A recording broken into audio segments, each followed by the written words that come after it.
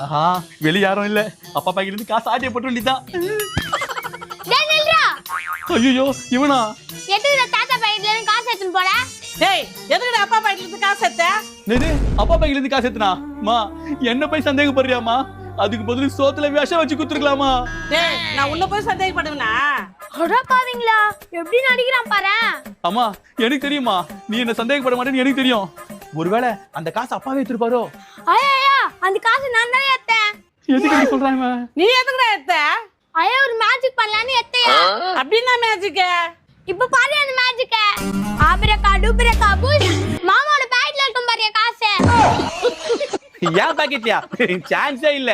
டேய் உன் பாக்கெட்ல இருக்கும் பாருடா. அட ஆமாமா மிதுன் மேஜிக் பண்ணிட்டாமா. காசு என் பாக்கெட்ல இருக்கு பாரு. சூப்பர் மேஜிக்மா. சூப்பர் மேஜிக்டா மித்து. காசெல்லாம் போச்சு.